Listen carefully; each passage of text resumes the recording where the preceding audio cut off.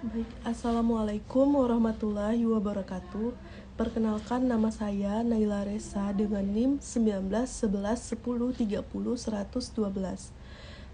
Pada kesempatan kali ini saya akan menjawab soal ujian terkait MK Oceanografi.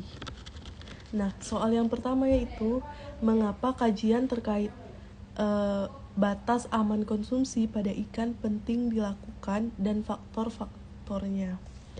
Nah, kenapa kita perlu melakukan kajian terkait batas aman konsumsi? Itu dikarenakan untuk mengetahui toleransi batas maksimal dari logam berat dari si makanan tersebut yang dapat dikonsumsi dalam waktu tertentu, atau misalnya kalau misalnya hiu dalam waktu seminggu, habis itu tidak boleh lagi gitu, karena kandungan yang ada di dalam makanan tersebut seperti logam berat itu bisa membahayakan tubuh. Nah, faktor apa saja yang perlu diperhatikan untuk batas aman konsumsi, yaitu ambang batas aman dari merkuri untuk konsumsi adalah 1 ppm nilai dari kolesterol ikan tersebut. Nah, soal yang kedua, tujuan dilakukannya hubungan panjang bobot ikan dan faktor yang mempengaruhi hubungan panjang bobot. Nah, hubungan panjang bobot beserta distribusi panjang ikan sangat perlu diketahui untuk mengkonservasi secara statistik hasil tangkapan dalam bobot ke jumlah ikan untuk menduga besarnya, kemudian untuk menduga panjangnya. Mengapa kita perlu data hubungan panjang bobot juga diperlukan dalam untuk memanajemen perikanan, yaitu untuk menentukan selektivitas dari alat tangkap agar si ikan tersebut, misalnya ikan non target, tidak ikut tertangkap. Terus faktor yang mempengaruhi panjang bobot ini itu ada bisa disebabkan oleh eksploitasi ikan secara berlebihan melalui tangkapan nelayan, sehingga mempengaruhi panjang berat dari si ikan. Terus yang terakhir itu ia mungkin pertumbuhan ikan dipengaruhi oleh faktor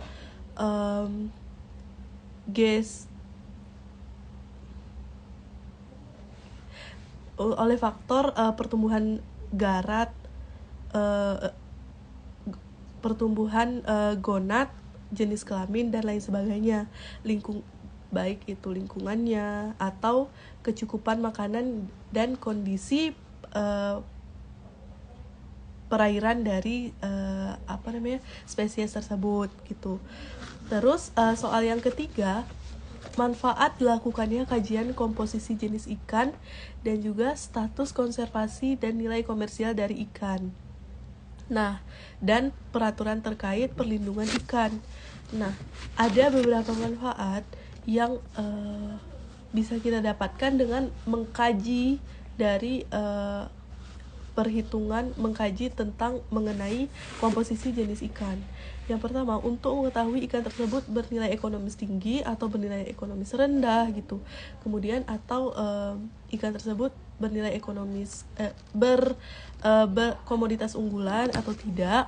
Mengapa kita perlu tahu dia ekonomis tinggi atau rendah? Agar kita tahu nilai jualnya, nilai komersial dari si ikan tersebut berapa gitu, berapa keuntungan yang didapat gitu.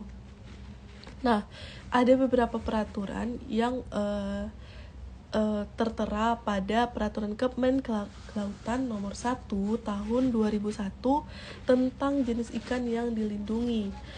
Terus ada juga yang lebih spesifik gitu mengenai jenis-jenis ikan yang dilindungi, itu pada Undang-Undang nomor 31 tahun 2004 itu tentang perikanan. Di situ tertera ada beberapa jenis ikan yang dilindungi seperti pari, hiu, arwana, bata, wader, raja laut, dan lain sebagainya, termasuk juga penyu. Nah, soal yang terakhir itu kajian terkait karakteristik sarang dan tingkah laku penyu, kenapa perlu dipelajari dan dikaji. Itu karena misalnya nih penyu itu melakukan penetasan telurnya itu di sembarang tempat gitu kan. Jadi kan menyebabkan telur penyu itu bisa pecah.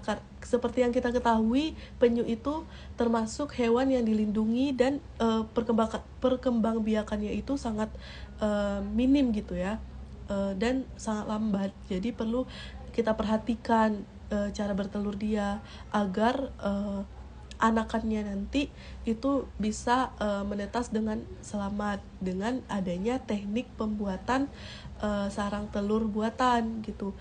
Contohnya misalnya daerah perairannya itu tidak rata gitu. Jadi kita perlu melakukan teknik pembuatan sarangnya itu agar dengan rata gitu, seperti agar tidak goyang dan menyebabkan hancurnya telur dari si penyu, atau ditempatkan di tempat yang tidak berbahaya seperti arus yang kencang gitu.